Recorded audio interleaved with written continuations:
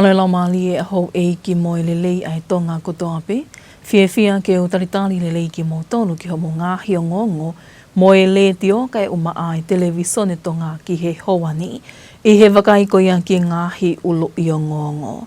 O ki e he tāhi ni Princesi Kalauni ai whiau sipoti hono hiwango fulu mahiwa i taoni, ke i he lau mali e o i whio himelino mo i wo ngataha. Lego ti he poto ngā aue tautai, koe tō lahi taha o kau tautai ta e whakalao i tongani, koe kau tautai whakaloto whonua o ikai koha waka mito apule anga.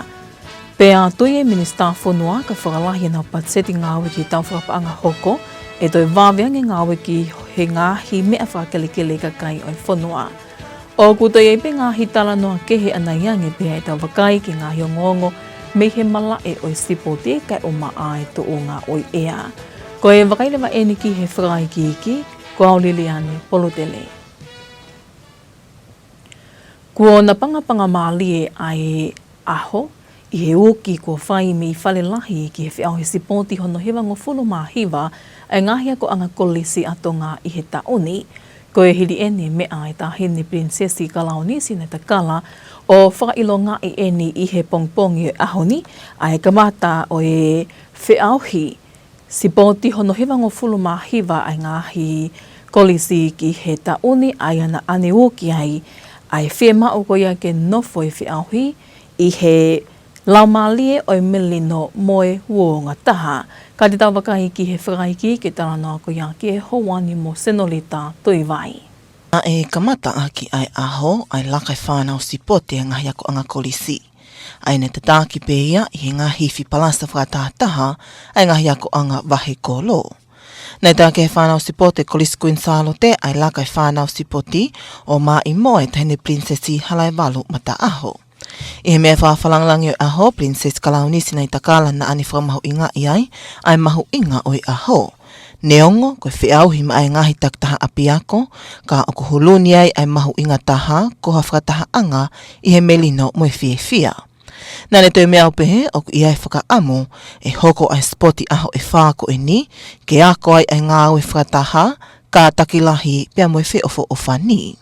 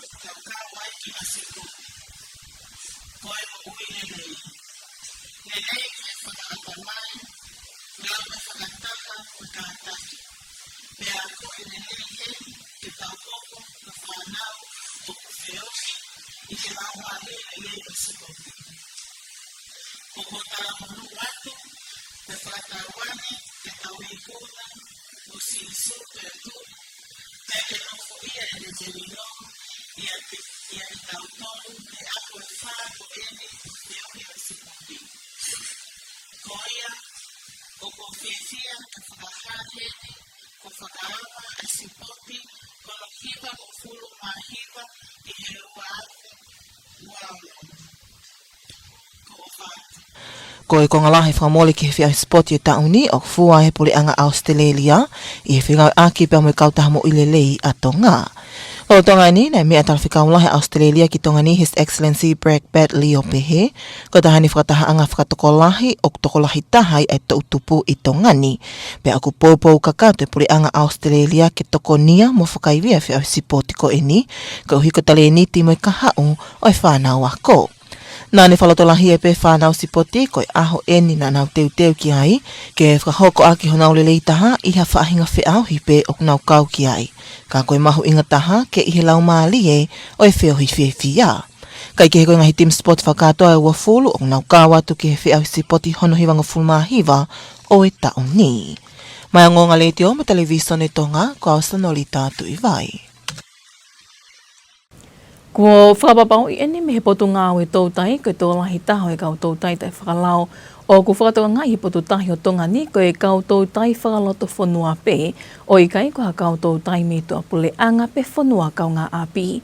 O ko haahene potu ngā ue, ke hui o ku Toi take mo a pe kau tau tai whakaloto whanua I hono mau I ai lao ki he tau tai I mahina koe whenga ko tau pe eni ki tu uloa mo mahu a o seni ma ai lelei whakaloko fua o tongani I he kaha o. Ko lahi a hono o hake mi dia wha sosiale, he ngahi waka mi te opule anga o maha loi o kuna ngai aki, ai tautai ta e whakalao e potutahi o tongani. Kana e whamahino e pule lahi potu ngau e tautai, toke tāwai lala matoto, o I kai koe ngahi waka tautai mi te opule anga o kuna o whai ngau e pango ko e ni, ka koe kau tautai whaloto whanua pe. He e matoto, whakatatau ki whengau aki mo kau polisi, ko e toko lahi taha, koe kau tautai ta e whakalao pe, I he mata uta uta. Me koe lai tā koe local. Koe commercial fishing o very well regulated, very well monitor.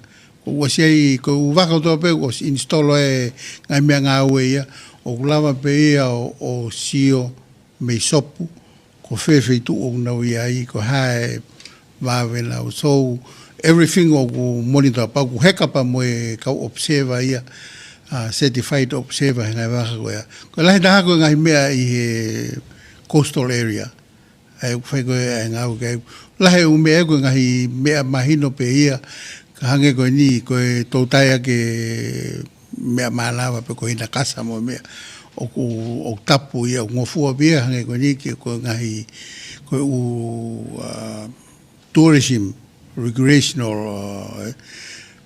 pe moe aquarium pe o wai a specific special allowance kana torpa wai o conditions ka ko u mea lahi o ku ngaka ko te ngawa ka whenga mea kehe ki whika mo tau tai o tap tu kehe pe moe ngahi mea hange ko whika moe moko hunu moe u ata size moe hafua moe mea o whai ko e ngāu e ko ki ai.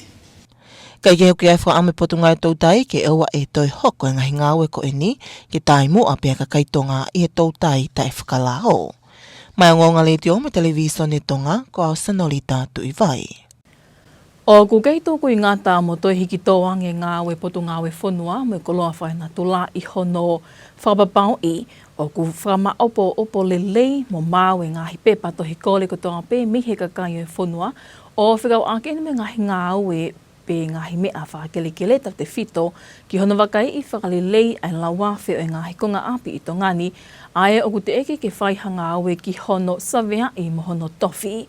O ku kau hene whei ngai minista o I poto ngāwe to e tātani la fusi malohi ke hiki ha ke patseti poto ngāwe ni I he tau whakapaanga hoko I he whakaamo ke toi whakaivia whakamea ngāwe mo whakakau ngāwe poto ngāwe ki nau malawa o vete ke palopale mau whe ao mo I ka kai o I whanua ka koe lahi ai tatali e ka kai ki he nau ngahi ngāwe whakelekele ke tuku ato mei he poto ngāwe. I whakamatala to ke tā fusmālohina ane pehe, ko si tuku ato e kole e potu ngāwe, ke hiki hake e nau patseti I he tau whakapaanga hoko, ki e wha miliona, ke tokoni, ke toilele yange e nau whakahoko whatongia. Ka, I he lolotongani o ku whaipe e ngā ue ki hono tānaki, mo whakama opo whakalelei e ngahi kole ai kakai. I mahino o I kai ke tānaki e ngahi kole ai kakai tāu taha, I he pepa, pe wheitu e taha, ka aku tuku kehe holo I ngahi kole o I kai whakama opo. Whakatatau ke minite e whalealea o Tonga I he patseti whakaanganga e potu ngā weni ne whiunga mo 3 miliona.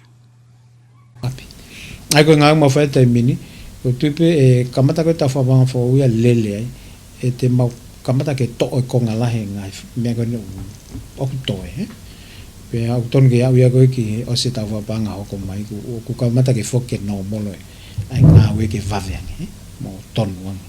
Mo to e ngai mea koe ku tāno koe ke e ngai mea koe ku hala ke whātonu tonu. Ai koe tuke te mini us AVV mau kole ke hiki ake, ko tupe ke 5 miliona. Ai patseti ka por ngai ka lava o mai a ivi fe unga koe ke ni fa ke ngai mea ngāwe ko kau ngāwe ta tau pe a Tongatapu ni mota ka lava ke lele yang e fai fatonge por ngai pa ko tu pe e pe ka pa tali patseti ka ni lama to lele yang e fai ngāwe pa ko tu e awe ko sta fa pa fo u foke ngāwe ki no mol waveange fai fatonge ke kakai pa waveange lava na ngai ko re ta because then when mai ko upe pa hin kakai ki lotoni na ke faile hang me kon fai I think faile at mine na mai be o faile be ngai faile tana ki pe kilo ai ka pa ko hanga hi pe pa ha ta na ha ke time ke o mai ne upe pa faile ai ngai fitu ke faile pa ko kumia ko firma ke fa ma ka yo ke kumi bo hatu ngo na me ko ke lava fa ta na ngai pe pa na do ka faile pa ai go finge fa time ke mahino ko sia e kore ma mono ngai pe pa pa fa nga ko ki ai ko tu ko te minu ko ke pe ko hono wa o ko ka na mai na to mai ngai ko le ke potunga we pa ke o ma ha konte ke ka na to pa fi ku me bu na fi ke fa ka to mai na u ko le ke ka to mai ai ko whakatokanga ke kakai ke nau o mai he whonga totonu o mai e nau ngahi kole o whakafo mai he kānita e potunga ke mai ke si o pa moe misa ke na whikau i ngāwe ke whakahoko pe ke whaile whakalelei he lele ko ni ngahi me ko mai he kakai O ko lolotonga ia e kaungawe lau aho i potungawe whakafuafua ke toko hongo fulu tupu. Ke toko ni ke ngai ngawe ko eni ki hono whakama opo lelei ngai toi kore ko eni ka oku kei fie mau lahi pe ai kaungawe. O ta tau ke waa whakakerekele mo e savea kai malawa ke vave mo pauwangi e whakahoko whatongia ma ai kakai o whonua. Tau te whito ke no holoki hifo e la wafe o ngahi ko ngā api ko eni o te eki ke whai ki ai hangawe. O ko mahino pe he mea e ki palemia I whalea lea he tau ko o si, nā ne whakahai e amanaki ke whakahua tu e lao whakaanganga I pureanga, whikau aki me kau ngā ue savea tau atai na meitu a, ke whakawhainga malia e ngā ue savea ki ngai konga kerekele. Ko konga eni e ngā uno I pureanga ke toka ngai kina makehe ta whaaki ko eni I e mahino ko laka I e tau e hongo fulu e tatali e kakaitoa lahi I tongani ke ngahi ngā ue whakakelekele. Mai o ngonga le ti o mo televisione Tonga, ko auri tea tau kapo. O ku hoko whainga maali e ko inasia I ai hifi palasa ai kolisi Tonga I whiau hifi palasa anu sila ke toi whakai ai tale niti hifi palasa e whanau pea hoko e nawi kuna ke toi whakamamawha I ai tale niti hifi ai Tonga I malae o hifi whavaha apule anga. Ko e whakaiki ki mo litea tau kapo.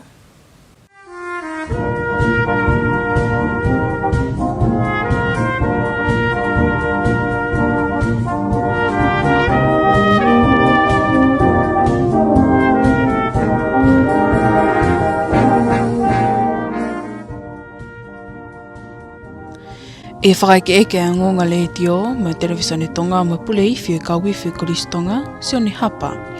Nā ne whakahai a ene o ngoi whiawhia makehe I he lawa I lele I he kauwiwi e koristonga a whi auhi sivi iwi palasa anu sila. Tau te whito koe fuafua taimi eni ke nau kau atu kia whi auhi I ha whanua mōli. Kau he makamare mahau ngā pito ke mau kauwiwi he kunga koe tuku fuafua kau mai ne koristonga ki ha polokama pehe ki muri. E koe ngā mahi ngahi o ki mua koe ngahi tau mua ke heia. Ta koe mea mua ke hei ko mau fōtataha e mau fōfua taim ke mau kau ai ki ha programa wha historia pehen ke he api ako mau whiawhia. I whakamatala e pure iwi, o kulelei au pito e lava ko ia ke kaua to a iwhi e korisi ki ha whi auhi I ha whanua mōri. Kau hi koe mahino o kutuua ki a toi pea tale ni ti iwhi e whanau Tonga ke lava o maua I mua whainga maalie a whanau ni. Ua re pefo ke sivi whia I Tonga he tau kotoa. Pea ku kau pe ngai korisi ki ai pa ku. O ko sei pe stente te anga maheni pe mo whailonga ke kau whai iwi pa mo pe kau iwi. Ke quality o iwi. Ma pone anga ne develop over in fui tau e uanoa pe tonua ko ne toko osi. Pea ku ma osi ilo pe ai anga e growth o iwi palasa I o tau ki whanua. Pea ko e maare me mau whenga maare ko skotu pou ke hau e wafe wafa o mai o whakamata ke whakatokanga ai a Tonga.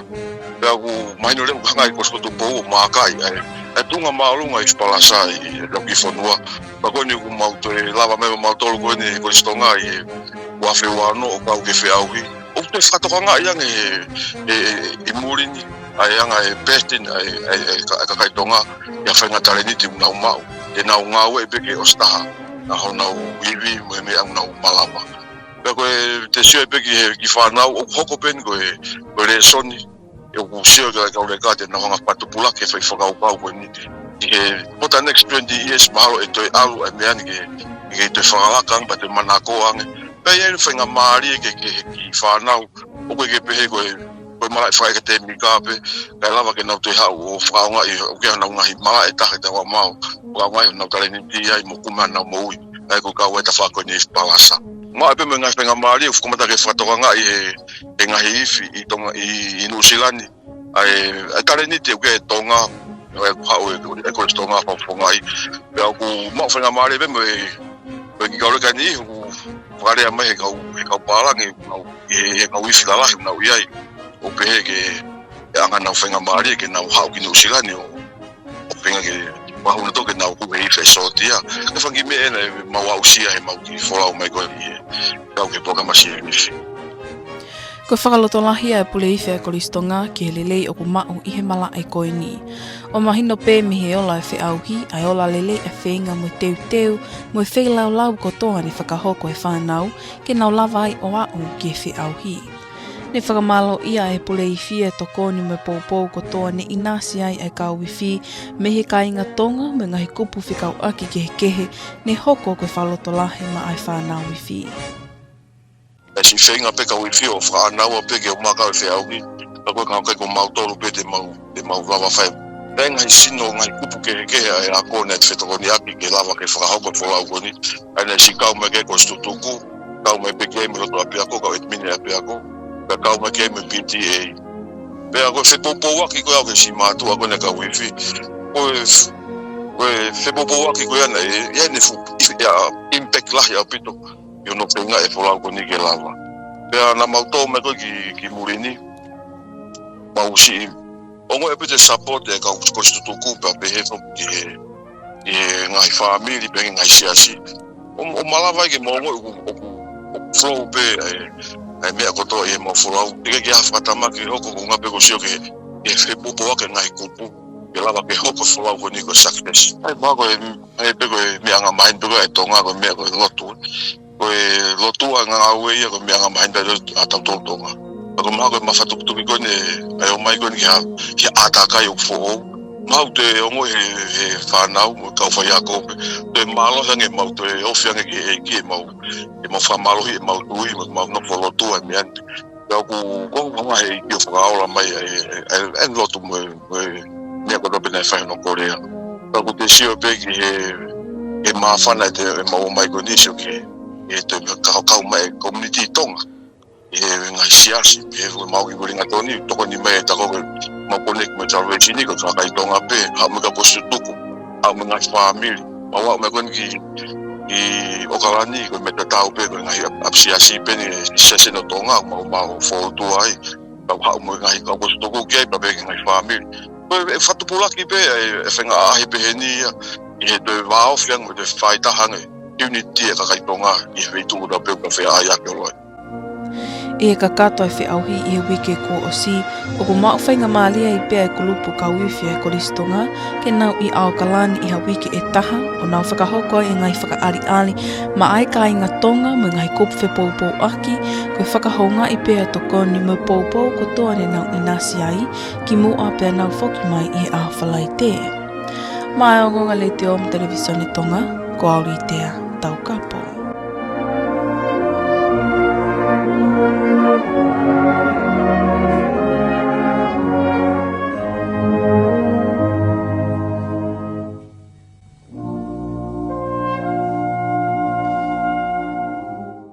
Koe ngahi tara noa whalata whanua ki Hawani, koe ngahi o ngongo mihe malai o e sipoti hoko mai o kahili eni mo popua aho.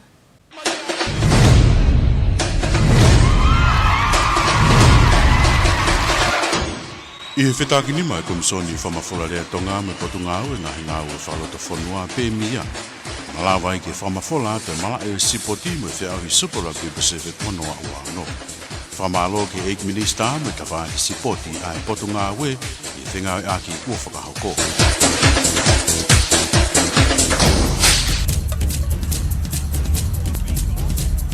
Malo e tau kei whiau mai I he wakaiki he malae o I sipoti. Kua ka kato e unraki aho o e whiau hi sipoti hono hiwongo fulmahi wao I ngāhi kolisi I he tauni. Pea kua mahino ai wōwō mo longa mo ui e ātakai o I pā ke teo whaiwa I hono teke I ngāhi api ako taitaha ai tale ni sipoti e nau whānau. Na e makehe ai whiau hi ai whānau whiwhine iki au pito I he tolo mea mamawha I he tauni. Kauhina e maa imo ai tāhine prinsesi halai walumata aho me he kolisi Queen Salo te. Na e whaaki ai kia te iai me tali whakalangilangi makehe I he whiau hi tolo mea mamawha. Kono whakailunga I o e sipoti hono hiwango fulmahiwa I ngāhi kolisi pehe ki he senturi tau o e kolisi ko Queen Salo te.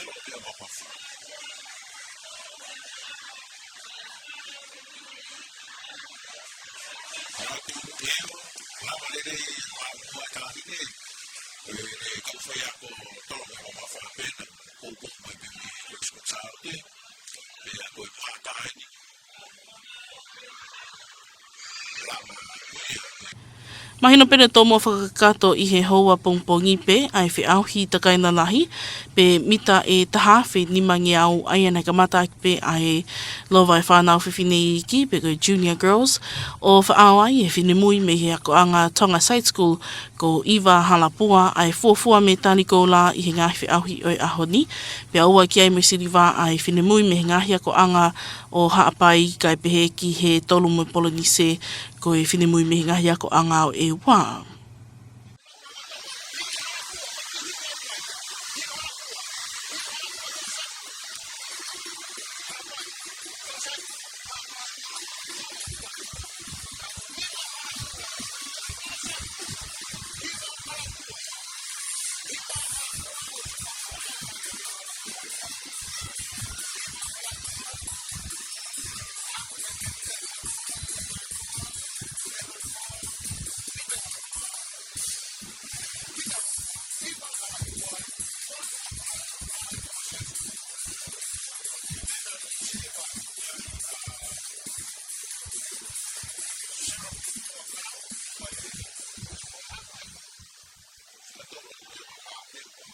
Kai ke mahino pe ne lawai pehe ahoni ngahi lele ahi pe koe hi tēni I he lele mitai wa ngiau.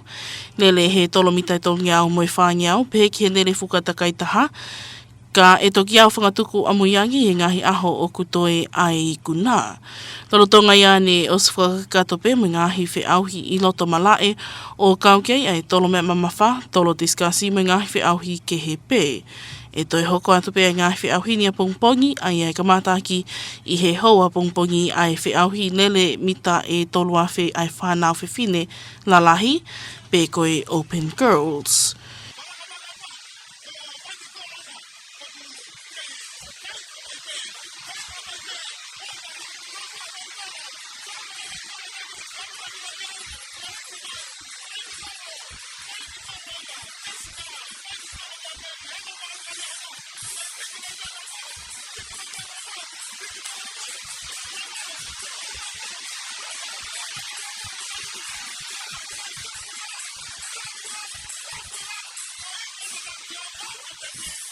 Ko e sipoti pe ia ki he howani.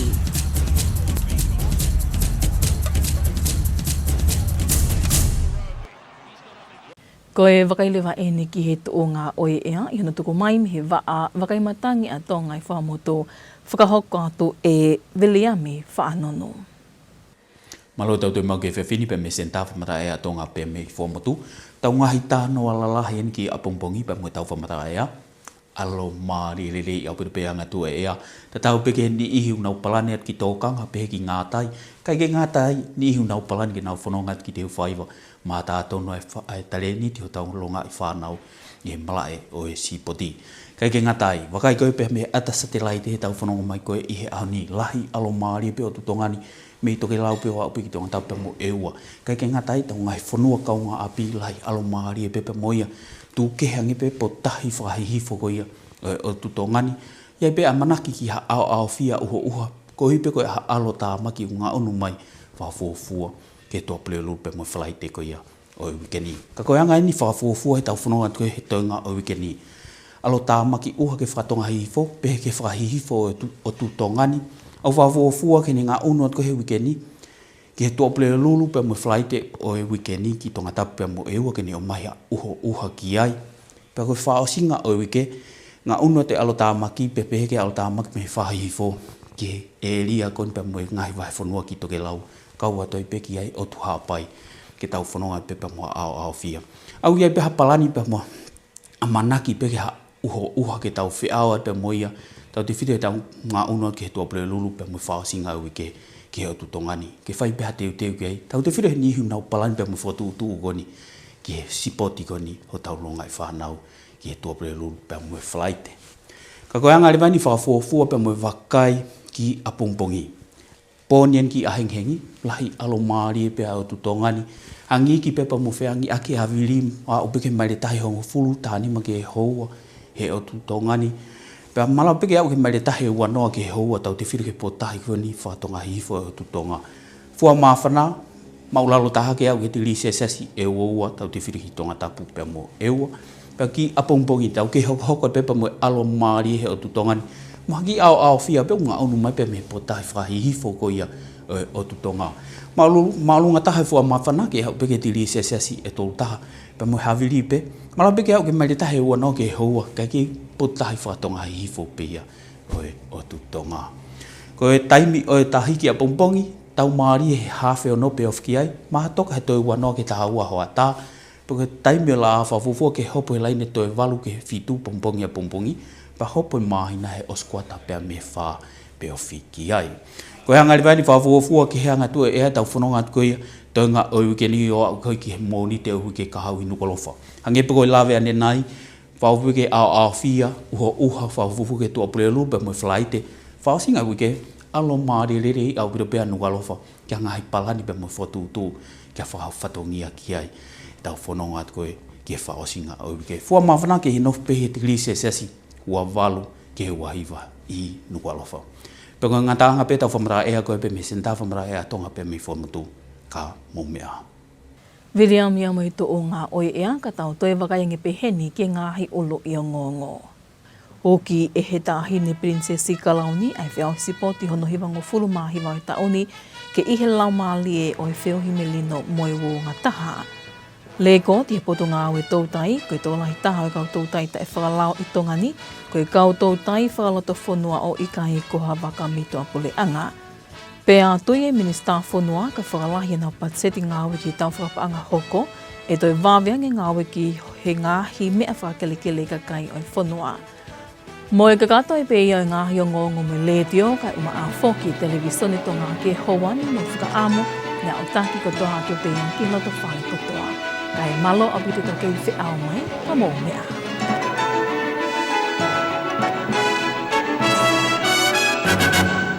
Good evening and welcome to your English news package with Radio and Television Tonga News for this Tuesday evening, April 14th.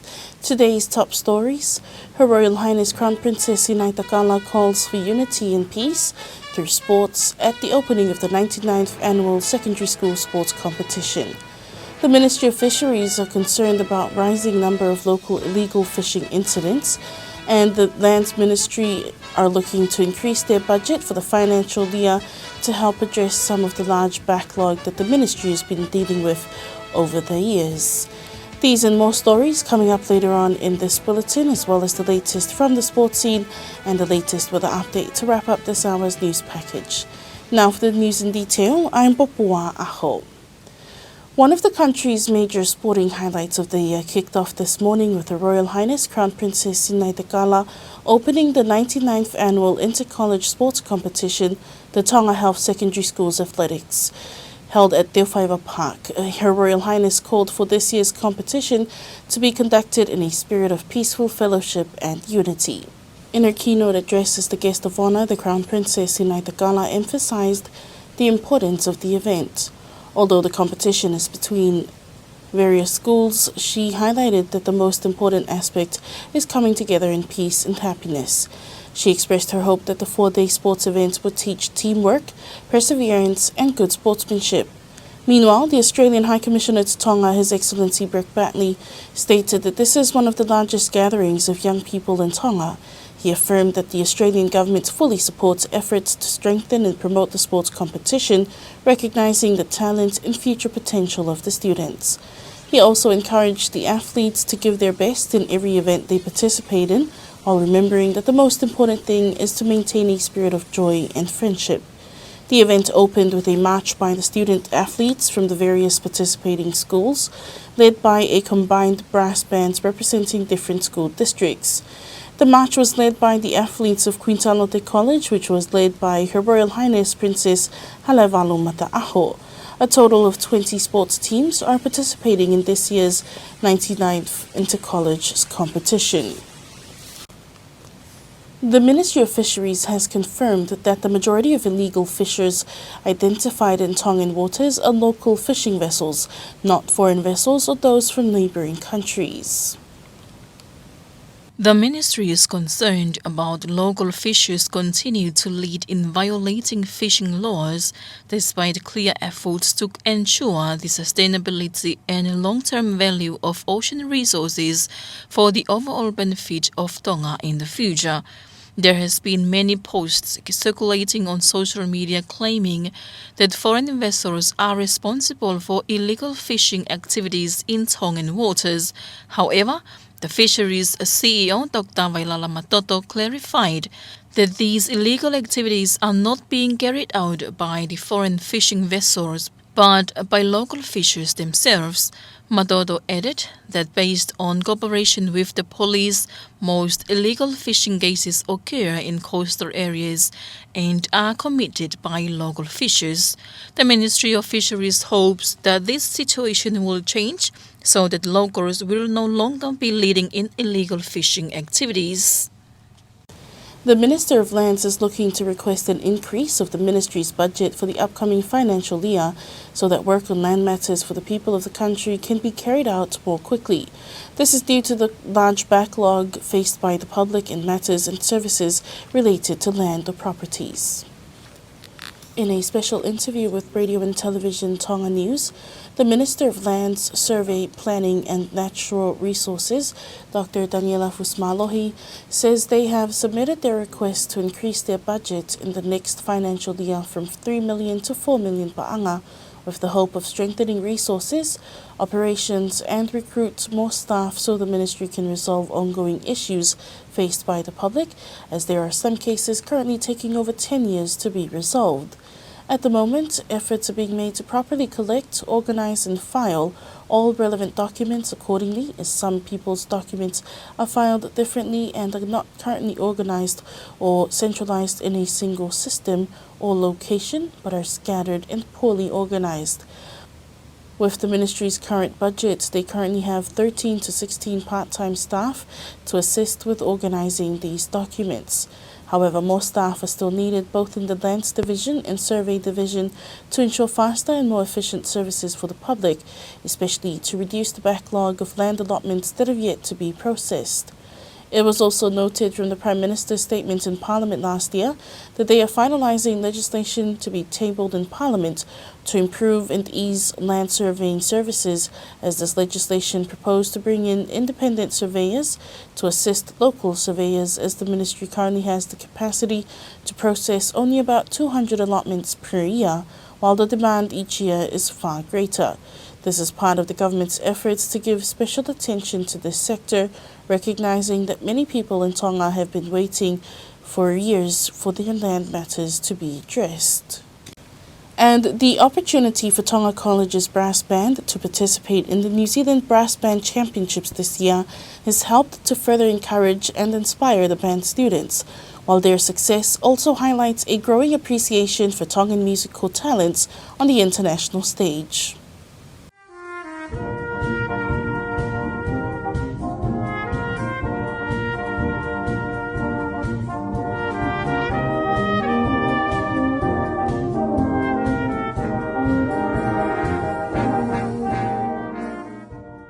In an interview with radio and television Tonga News, the Tonga College Brass Band bandmaster Sione Hapa expressed his pride in the band's strong performance the New Zealand Brass Band competition, especially since this was the first time attending such an event abroad. Being in New Zealand to compete for the first time and taking out honours for the youth grade as well as the best soloist being won by Tonga College's cornet soloist is a significant win for the brass band. According to the bandmaster, this experience has proven that it is extremely valuable for the band and others from schools in Tonga to take part in similar experiences abroad, as it provides an opportunity to showcase the musical talents of Tongan youth and potentially open up further opportunities for them. He added that this serves as encouragement for the students involved in music, noting that the positive results reflect the hard work, preparation and sacrifices made by the students to reach the competition. The bandmaster also acknowledged and expressed gratitude for all the support received from the Tongan community and various groups, which served as motivation for the young musicians. Following the completion of the competition last week, the Tonga College Brass Band are in Auckland for another week, where they are hold performances for the Tongan community and supporters as a way of showing appreciation for the assistance they received before they return home on Friday. That's your local news for tonight. After this break, sports is up next.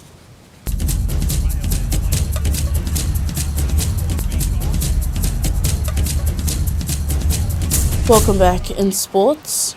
The first day of the 99th Secondary School's sports competition has concluded with the lively and energetic atmosphere at Te Whaiva Park, reflecting the enthusiasm from each of the secondary schools participating in this year's event to showcase their students' sporting talents. The day's program began with the usual sports teams march around the track, followed by the official opening program, and then the competition was underway. A standout moment this morning was the junior girls shot put event, which drew special attention due to the participation of Her Royal Highness Princess Halaiwalu Mata'aho, representing Queensalote College. She was awarded a special gold medal in the event to celebrate the 99th annual intercollegiate sports competition, as well as the centennial anniversary of Queensalote College. The long-distance races were also completed this morning, beginning with the junior girls race, and this saw Eva Halapua from Tonga Side School claim the competition's first gold medal after placing first in the 1,500-meter race, with the Outer Islands teams also collecting medals early on in this race, with Hapai claiming silver and Ewa bronze. Meanwhile, heats for the races were also held in the afternoon, with the 200 meters, 300-meter hurdles, 400 meters and the 4x400-meter relay races also being completed this afternoon. The finals of these events are to follow in the coming days, but it is still too early to predict which school will be claiming first place this year. And that was your sports news for tonight.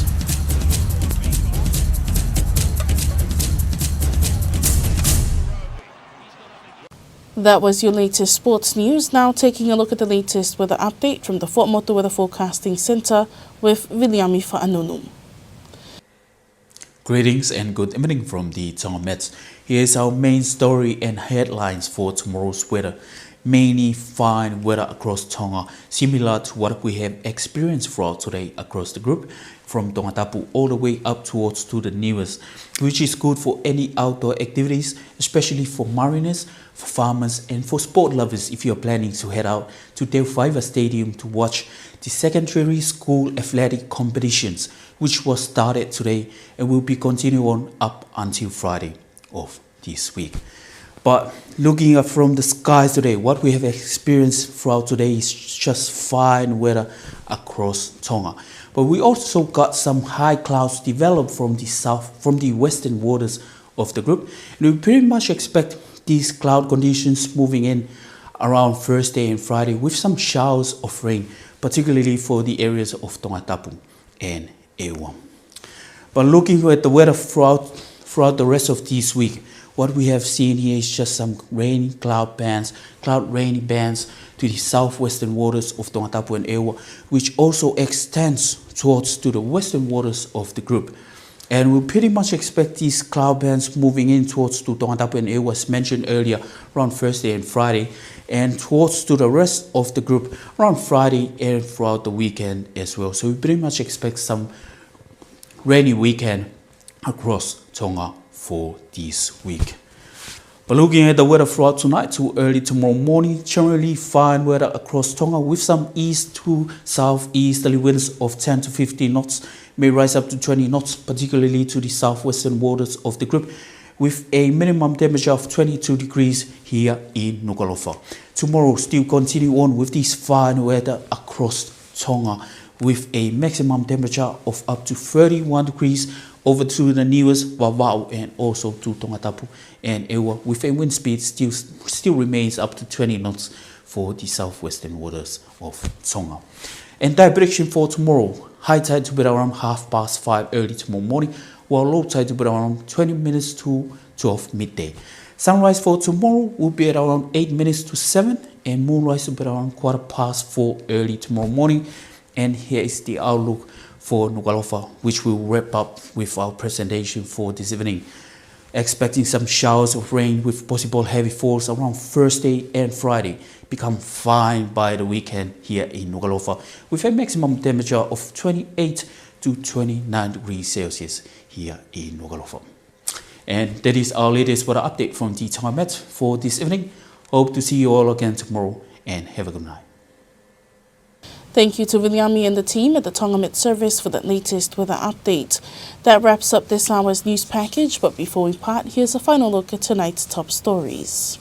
Her Royal Highness Crown Princess Takala calls for unity and peace through sports at the opening of the 99th Annual Secondary School Sports Competition. The Ministry of Fisheries are concerned about rising number of local illegal fishing incidents, and the Lands Ministry is looking to increase their budget for the next financial year to help address some of the large backlog that the ministry has been dealing with over the many years. That's your news package for this Tuesday evening, April 14th. For more on these stories, you can visit our website at www.tvc.to. Join us again tomorrow for the latest local and sports news and weather updates. Now for myself and the Radio and Television Tonga News team, thank you for joining us. Have a good evening.